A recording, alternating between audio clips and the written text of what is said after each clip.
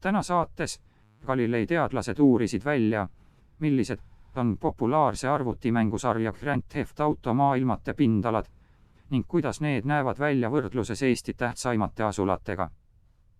Pange like ja subscribe.